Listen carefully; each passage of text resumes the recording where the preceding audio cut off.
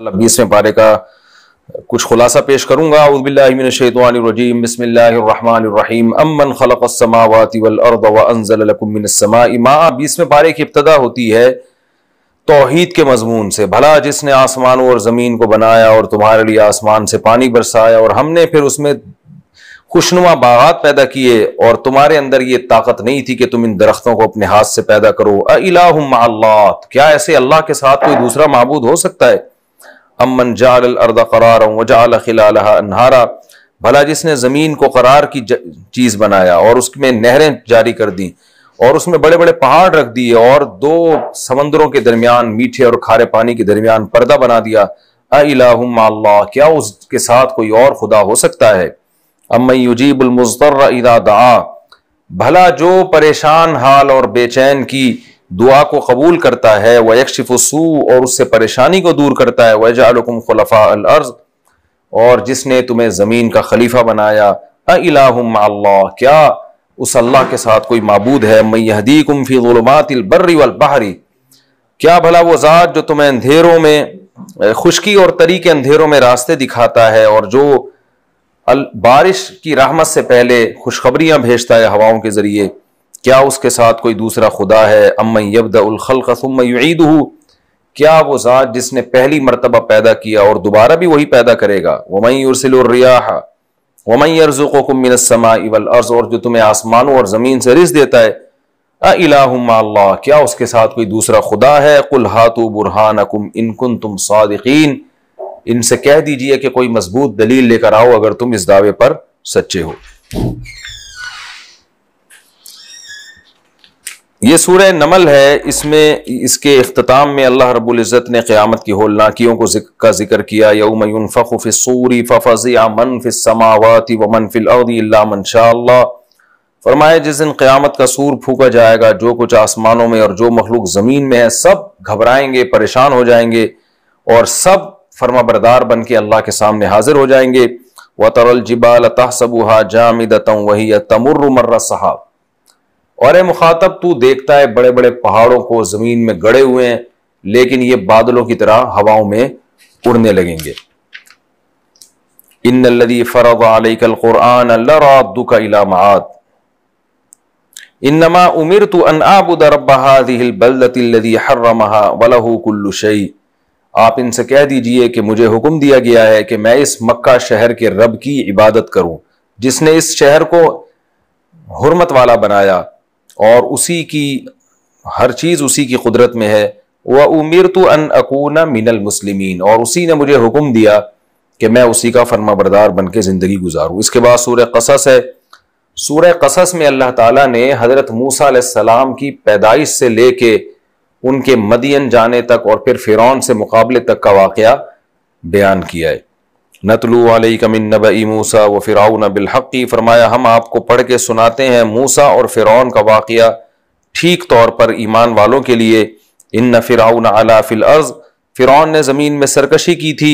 व जअल अहलहा शियअन यस्तज़इफ़ु ताइफ़तम मिनहुम, लोगों को ग्रोहों में तकसीम किया था, कुछ लोगों को गुलाम बना के रखा था, उनके बेटों को ज़बह कर दिया करता था, औरतों को जिंदा छोड़ता और बहुत फसाद मचाया हुआ था।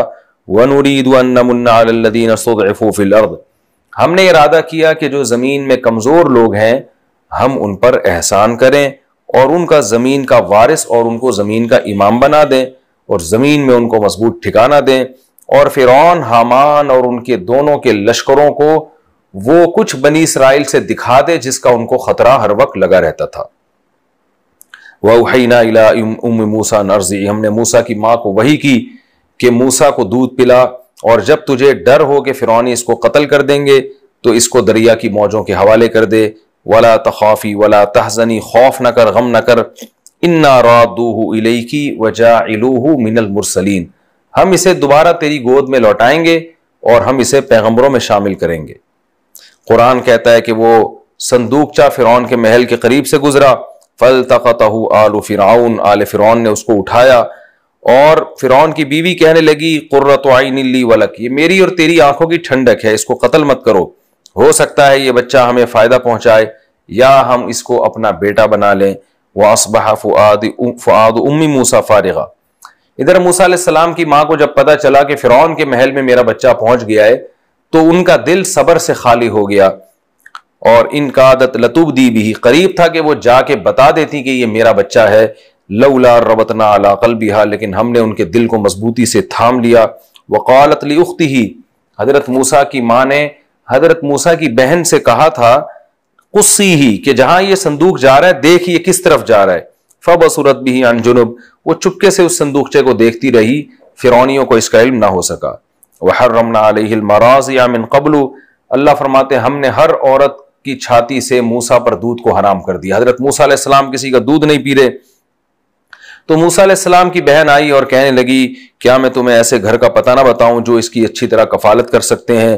تو فرعونی چاہ رہے تھے کہ حضرت موسیٰ بچ جائیں، اس لیے اللہ فرماتے ہیں کہ فرددناہ الی امہ، اس ترتیب کے ذریعے ہم نے موسیٰ کو اس کی ماں کی گود میں پہنچا دیا، کہ تقر عینھا، تاکہ موسیٰ کی ماں کی آنکھیں ٹھنڈی ہو جائیں اور غمزدہ نہ ہو، اور انہیں یقین ہو جائے کہ اللہ کا وعدہ سچا ہے، لیکن اکثر لوگ نہیں جانتے۔ وَلَمَّا بَلَغَ أَشُدَّهُ وَاسْتَوَىٰ آتَيْنَاهُ حُكْمًا وَعِلْمًا، موسیٰ علیہ السلام جب جوانی کو پہنچے ہیں تو ہم نے علم اور حکمت عطا کیا، اور آپ شہر میں غفلت کے وقت میں چل رہے تھے، دو لوگوں کو آپ نے لڑتے ہوئے دیکھا، ایک حضرت موسیٰ کی قوم کا اور ایک فرعونی۔ تو جو موسیٰ کی قوم کا آدمی تھا اس نے حضرت موسیٰ سے مدد مانگی، حضرت موسیٰ نے اس کی مدد کے لیے، لڑائی کو چھڑوانے کے لیے فرعونی کو ایک مکہ مارا اس کے، فقضى علیہ، وہ اسی مکے سے مر گیا۔ تو موسیٰ علیہ السلام پھر پریشان شہر میں گھومنے لگے، ڈر کے کہ کہیں ایسا نہ ہو کہ فرعونی دیکھ لے اور مجھے تلاش کرنا شروع کر دے۔ تو دیکھا کہ اگلے دن دیکھا ہے کہ وہ دوبارہ جو بنی اسرائیلی ہے وہ کسی دوسرے فرعونی سے لڑ رہا ہے۔ حضرت موسیٰ علیہ السلام لڑائی چھڑوانے کی نیت سے آگے بڑھے تو وہ بنی اسرائیلی چیختا ہے یا موسیٰ ترید ان تقتلنی کما قتلت نفسا بالامس، وہ ڈر گیا کہ بھائی ایسا نہ ہو کہ آج مجھے مکہ مار دیں یہ۔ تو کہنے لگا کہ اے موسیٰ آپ قتل کرنا چاہتے ہیں مجھے جیسے کل آپ نے ایک بندہ قتل کیا۔ یہ بات اس نے کہی ہے تو یہ خبر فاش ہو گئی کہ کل جو قتل تھا وہ موسیٰ علیہ السلام کے ہاتھوں ہوا تھا۔ تو فرعون کے دربار میں حضرت موسیٰ کے قتل کی باتیں ہونے لگیں۔ ایک شخص مدینہ کے کنارے سے آیا اور حضرت موسیٰ سے کہنے لگا کہ لوگ آپ کے بارے میں آپ کو قتل کرنے کا مشورہ دے رہے ہیں، آپ مصر چھوڑ کے نکل جائیں۔ حضرت موسیٰ علیہ السلام مصر سے نکلے اور مدین کی طرف گئے۔ وہاں جب کنویں کے پاس پہنچے ہیں تو وہاں دو خواتین کو دیکھا کہ جو پانی نہیں پلا رہی اپنے جانوروں کو، مردوں سے دور کھڑی ہیں۔ حضرت موسیٰ کو ان پہ ترس آیا، جا کے ان کے لیے ڈھول سے پانی نکالتے ہیں، پھر اللہ سے خیر کی دعا مانگتے ہیں۔ دونوں میں سے ایک حیا کے ساتھ چلتی ہوئی آئی اور کہا کہ میرے والد صاحب نے آپ کو بلایا ہے، آپ کو اس کی اجرت دینا چاہتے ہیں۔ حضرت موسیٰ جب وہاں گئے تو ان کے والد نے حضرت موسیٰ سے سوال جواب پوچھے، ان کے حالات جب معلوم کیے تو ان بچیوں کے والد نے کہا کہ اے موسیٰ انی ارید ان انکحک احدی ابنتی ہاتین، کہ میں چاہتا ہوں کہ ان دو میں سے ایک بیٹی کا آپ سے نکاح کر دوں، اس شرط پر کہ آپ میرے پاس 10 سال بکریاں چرائیں۔ حضرت موسیٰ علیہ السلام نے 10 سال بکریاں چرائیں۔ فلما قضى موسى الاجل وسار باهله، جب مدت پوری ہوئی ہے اور اپنے گھر والوں کو لے کے مصر کی طرف واپس آ رہے تھے، راستے میں آگ محسوس ہوئی۔ وہاں جب قریب گئے ہیں تو وہاں کوہ طور پہ اللہ تعالیٰ نے آپ سے کلام کیا اور آپ کو نبوت عطا کی۔ من شاط الوادی الایمن فی البقعۃ المبارکۃ من الشجرہ ان یا موسیٰ انی انا اللہ رب العالمین۔ پھر موسیٰ علیہ السلام کو معجزے دیے گئے، لاٹھی کا معجزہ، اور گریبان میں ہاتھ ڈالا تو وہ سورج کی طرح چمک رہا تھا، اور کہا کہ آپ جائیں اور فرعون کو دعوت دیں۔ حضرت موسیٰ نے کہا انی قتلت منہم نفسا فاخاف ان یقتلون، اے اللہ مجھ سے تو قتل ہوا ہے، مجھے ڈر ہے کہ وہ مجھے مار دیں گے، مجھے قتل کر دیں گے، اور میرا بھائی مجھ سے زیادہ فصیح ہے، اس کو آپ نبوت دیں۔ اللہ نے فرمایا نہیں، آپ دونوں جاؤ، میں آپ کے بھائی کے ذریعے آپ کو طاقت دوں گا، اور یہ دونوں آپ کا کچھ، یہ فرعونی آپ کا کچھ نہیں بگاڑ سکتے۔ حضرت موسیٰ علیہ السلام آئے فرعون کے دربار میں، اور فرعون کو جب دعوت دی ہے تو فرعون نے کہا کہ آپ کے پاس کیا دلیل ہے؟ حضرت موسیٰ نے لاٹھی کو زمین پہ ڈالا، وہ اژدہا بنی۔ بالآخر حضرت موسیٰ علیہ السلام کو ہر طرح سے اللہ نے غالب کیا، لیکن فرعون ضد اور ہٹ دھرمی میں کہنے لگا کہ لوگوں سے کہنے لگا کہ میرے سوا کوئی عبادت کے لائق نہیں ہے۔ فَأَوْقِدْ لِي يَا هَامَانُ عَلَى الطِّينِ، ایسا کرو میرے لیے مٹی سے سیڑھیاں بناؤ، اور میں چاہتا ہوں کہ آسمان پہ چڑھ کے موسیٰ کے خدا کو اپنی آنکھوں سے دیکھوں، لیکن مجھے یقین ہے کہ موسیٰ معاذ اللہ جھوٹا ہے۔ اللہ فرماتے ہیں وَاسْتَكْبَرَ هُوَ وَجُنُودُهُ فِي الْأَرْضِ بِغَيْرِ الْحَقِّ، فرعون نے اور اس کے لشکر نے زمین میں ناحق تکبر کیا. وَظَنُّوا أَنَّهُمْ إِلَيْنَا لَا يُرْجَعُونَ، اور فرعون یہ سمجھ بیٹھا کہ وہ ہمارے پاس لوٹ کر نہیں آئے گا. ہم نے فرعون اور اس کے لشکر کو پکڑا اور دریا میں غرق کیا. فانظر کیف کان عاقبۃ الظالمین، دیکھو ظالمین کا انجام کیسا ہوا. اور ہم نے ان کو ایسا امام بنایا یدعون الی النار، کہ یہ لوگوں کو آگ کی دعوت دیتے تھے اور قیامت کے دن بھی ان کی مدد نہیں ہوگی. وَاتْبَعْنَاهُمْ فِي هَذِهِ الدُّنْيَا لَعْنَةً، دنیا میں بھی ہم نے ان کے پیچھے لعنت چلائی. وَيَوْمَ الْقِيَامَةِ هُمْ مِنَ الْمَقْبُوحِينَ، اور قیامت کے دن بھی ان کا شمار برے لوگوں میں ہوگا. اس کے بعد اللہ نے موسیٰ علیہ السلام کو کتاب دی. پھر قرآن نبی صلی اللہ علیہ وسلم کو کہتا ہے کہ دیکھیں آپ نہ اس وقت وہاں موجود تھے اور نہ کوہ طور پر تھے، لیکن آپ یہ واقعات کیسے بیان کرتے ہیں ان لوگوں کے سامنے. یہ اس کی دلیل ہے کہ اللہ تعالیٰ نے آپ کو لوگوں کی ہدایت کے لیے منتخب کر لیا ہے اور آپ کو اللہ نے نبوت عطا کی ہے. اس کے بعد اللہ نے قارون کا واقعہ بیان کیا کہ قارون کو ہم نے بے پناہ خزانے دیے تھے. حضرت موسیٰ نے قارون سے کہا کہ زکوٰۃ دے. وَأَحْسِن كَمَا أَحْسَنَ اللَّهُ إِلَيْكَ، جیسے اللہ نے تجھ پر احسان کیا تو لوگوں پر احسان کر. تو قارون تکبر میں آ کے کہتا ہے انما اوتیتہ علی علم عندی، یہ میں نے اپنے ہنر سے کمایا ہے. تو ایک دن قارون اپنے اللہ لشکر کے ساتھ مجمع میں نکلا ہے تو دنیا پرست لوگ قارون کو دیکھ کے کہنے لگے یا لیت لنا مثل ما اوتی قارون، ہائے کاش ہمارے پاس بھی وہ کچھ ہوتا جو قارون کے پاس ہے. اہل علم کہنے لگے تم تباہ ہو جاؤ، نیک لوگوں کے لیے جو اللہ نے آخرت میں ثواب رکھا ہے وہ اس سے کئی گنا زیادہ ہے.